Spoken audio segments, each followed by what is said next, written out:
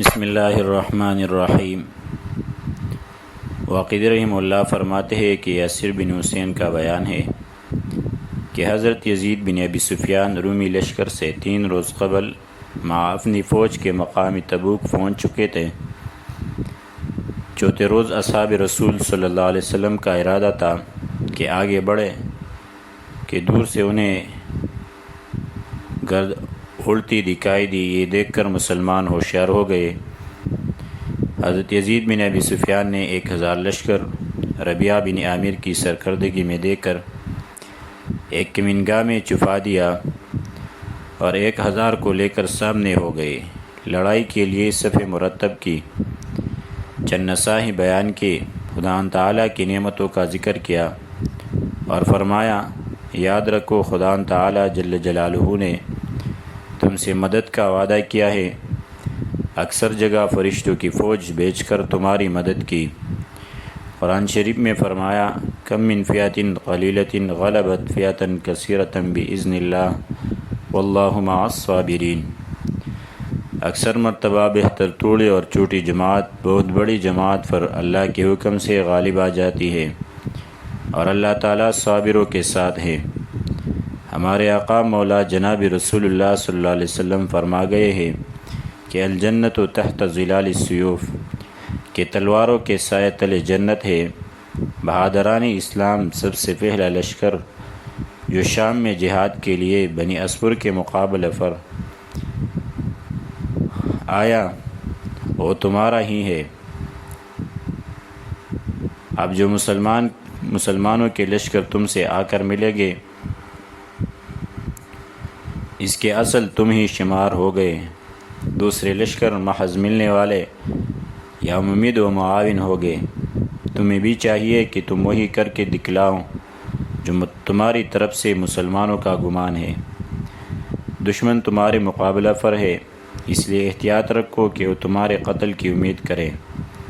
تم خدا تعالیٰ کی مدد کرو، باری تعالیٰ تمہاری مدد فرمائیں گے۔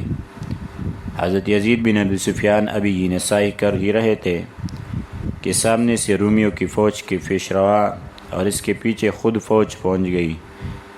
عربوں کو کم دیکھ کر سمجھے کہ بس اتنی ہی فوج ہے، اپنی زبان میں نہایت کرخ آواز کے ساتھ آپس میں کہنے لگے جو تمہارے ملک پر قبضہ کرے، حرمت کی پردہ دری اور تمہارے بادشاہوں کے قتل کا ارادہ سے آئے ہیں، گھیر لو، صلیب سے مدد چاہوں تاکہ وہ تمہارے مدد دے، اور ایک دم حملہ کر دیا۔ اصحاب رسول اللہ صلی اللہ علیہ وسلم نے بھی بڑی ہمت و جرأت کے ساتھ حملہ کا جواب دیا۔ لڑائی شروع ہو گئی۔ دیر تک لڑائی رہی۔ رومی اپنی کثرت کی وجہ سے غالب آ گئے اور انہوں نے سمجھ لیا کہ ہم نے مسلمانوں پر قبضہ کر لیا۔ اچانک ربیعہ بن عامر مع اپنی فوج کے تکبیر کے نعرے لگاتے اور اپنے آقا و مولا سید البشر جناب رسول اللہ صلی اللہ علیہ وسلم پر زور زور سے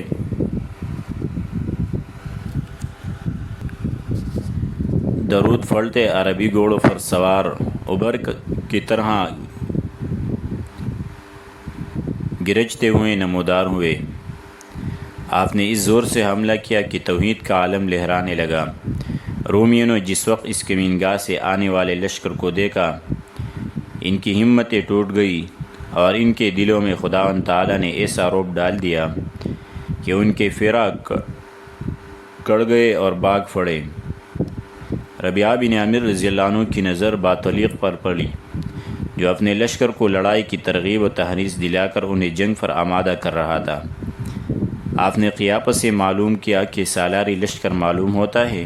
یہ سوچ کر آپ نے نہایت بہادری اور دلیری کے ساتھ ایک ایسا نیزہ مارا کہ اس کے تمام پہلوں کو چیرتا ہوا دوسری طرف نکل گیا۔ باطلیق بے ہوش کر گیا۔ رومیوں نے جب اس کی یہ حالت دیکھی بے تحاشا بھاگے اور میدان غلامان رسول صلی اللہ علیہ وسلم کے ہاتھ رہا۔ علامہ واقعی رحمہ اللہ عبداللہ بن حلم سے روایت کرتے ہیں کہ اس لڑائی میں ہمارے ہاتھ سے خدا تعالی نے 2200 رومیوں کو تہی تیغ کرایا اور 120 مسلمان جو اکثریت قبیلہ سکاسک کے تھے شہید ہوئے۔ حزمیت خوردہ رومیوں سے مخاطب ہو کر جرجیس بولا، میں کس منہ سے بادشاہ ہرقل کے پاس حاضر ہوگا؟ سخت افسوس کی بات ہے کہ مسلمانوں کی تھوڑی سی فوج نے کس دلیری اور بہادری کے ساتھ ہمارے بڑے بڑے سرماؤں کو تلوار کی گھاٹ اتار دیا، ہمارے خون سے زمین رنگ دی، لاشوں کے تودے لگا دیے۔ میں اس وقت تک نہیں لوٹ سکتا جب تک کہ بائی کا بدلہ نہ لے لوں۔ چونکہ باتولیق اس کا بائی تھا، یا میں بھی اس سے جا ملوں۔ رومی یہ سن کر ایک دوسرے کو سرزنش اور ملامت کرنے لگے۔ شرمندگی کو دور کرنے کے لیے پھر لوٹے، ایک جگہ خیمے نصب کر کے سامان درست کیا، لڑائی کا نہایت زور کے ساتھ اہتمام کیا۔ جب سب سامان درست ہو گیا اور پڑاؤ کو نہایت مستحکم مضبوط کر چکے تو ایک نصرانی عرب کو جس کا نام قدحہ بن واصلہ تھا بلا کر کہا کہ تو مسلمانوں کے لشکر میں ان سے جا کر کہہ کہ وہ اپنے لشکر میں سے ایک زیرک، عقل مند اور تجربہ کار کو ہمارے پاس بھیج دے تاکہ ہم اس سے دریافت کریں کہ وہ یہاں آنے سے کیا مقصد رکھتے ہیں۔